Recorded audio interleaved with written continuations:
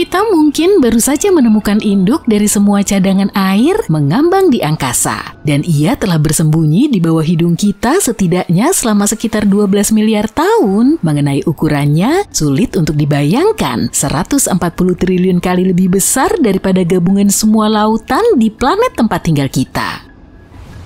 Dunia air kosmik ini mengorbit di sekitar lubang hitam besar yang dikenal sebagai kuasar yang berada 12 miliar tahun cahaya. Kuasar merupakan lubang hitam supermasif yang memuntahkan radiasi dalam jumlah yang sangat besar. Kuasar yang satu ini diperkirakan 20 miliar kali lebih berat daripada matahari dan membawa energi yang bisa melebihi 1000 triliun matahari. Di sini, di Bima Sakti yang nyaman, kita terbiasa melihat air dalam bentuk es. Cadangan air ini secara khusus tampaknya berbentuk uap. Yang penting dari penemuan ini adalah bahwa mungkin ada air di mana-mana di alam semesta. Kita hanya perlu belajar di mana mencarinya.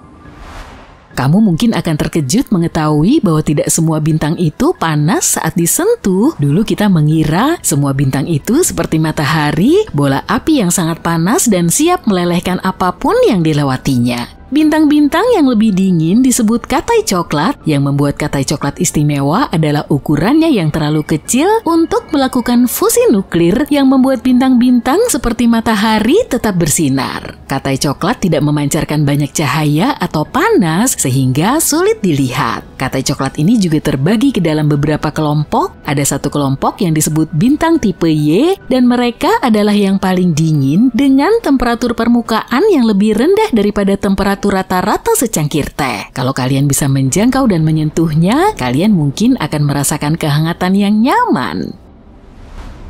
Sekitar 4 miliar tahun yang lalu, Uranus rupanya bertukar tempat dengan Neptunus. Sulit membayangkan planet sebesar itu bisa melakukan hal tersebut, tapi teori ini mungkin bisa memecahkan misteri bagaimana tata surya kita terbentuk. Kita tahu kalau planet batuan terbentuk setelah terjadi tabrakan besar, contohnya planet kita. Sekitar 4,6 miliar tahun lalu, benda-benda di tata surya terus bertabrakan satu sama lain hingga bumi yang berair ini mencapai bentuk akhirnya. Tabrakan itu juga termasuk tabrakan besar yang melontarkan batuan dan gas yang cukup banyak untuk membentuk bulan.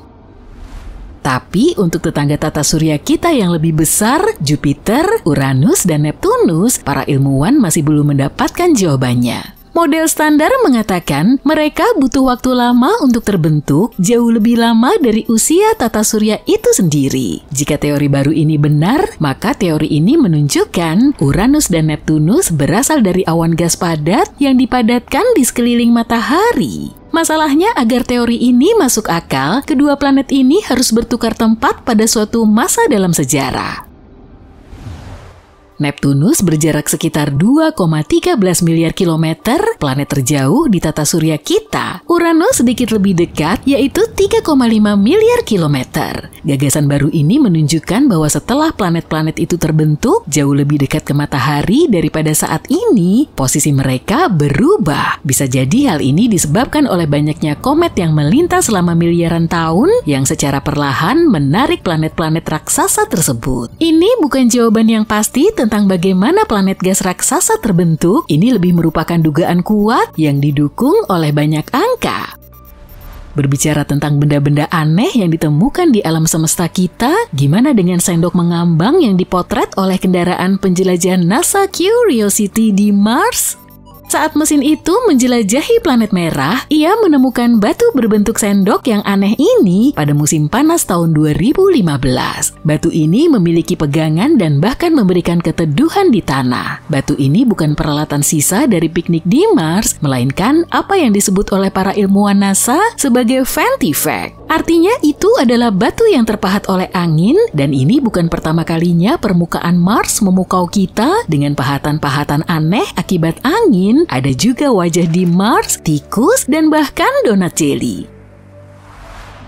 Mungkin juga berlian menghujani lebih dari 900 eksoplanet di luar angkasa. Para ilmuwan menemukan karbon tidak membutuhkan temperatur yang sangat panas untuk berubah menjadi berlian seperti yang diyakini sebelumnya. Sampai saat ini kita hanya mengetahui bahwa Neptunus dan Uranus berpotensi memiliki hujan berlian. Para astronom telah mengetahui fenomena menarik ini selama sekitar 4 dekade. Tapi planet-planet tersebut sulit untuk dipelajari. Kita hanya punya satu misi luar angkasa, Voyager 2. Mampir yuk untuk mengintip. Banyak kemajuan yang telah dicapai berkat simulasi laboratorium. Neptunus dan Uranus disebut raksasa es karena lapisan luarnya dipenuhi dengan hidrogen, helium, air, dan amonia yang oleh para ilmuwan disebut es. Dan warna biru yang indah ini yang mereka miliki disebabkan oleh metana di atmosfer mereka.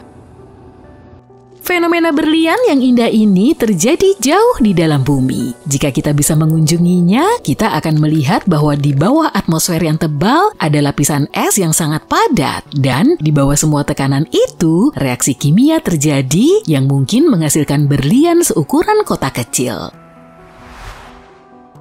Kita tidak bisa menyelam ke Neptunus atau Uranus dengan wahana pencari berlian. Sebaliknya, kondisi yang sama sedang direplikasi di laboratorium di bumi, memeras materi di antara landasan berlian, menyetrumnya dengan laser untuk meniru kondisi ekstrem. Dalam kondisi seperti ini, para ilmuwan berhasil menciptakan berlian buatan. Memahami bagaimana batuan-batuan ini terbentuk di sana juga bisa menjelaskan kenapa Neptunus lebih panas dari yang seharusnya dan kenapa Neptunus memiliki badai yang begitu dahsyat. Berlian-berlian ini juga bisa menjadi kunci untuk membuka misteri medan magnet Uranus dan Neptunus yang aneh.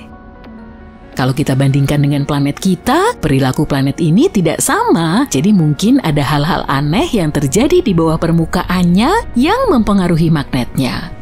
Rencana NASA termasuk mengirimkan wahana baru ke Neptunus atau Uranus dalam dekade berikutnya. Dengan posisi planet-planet tersebut yang sejajar di tahun 2030, ini adalah waktu yang tepat untuk menjelajahi planet-planet yang berpotensi mengandung berlian dari dekat.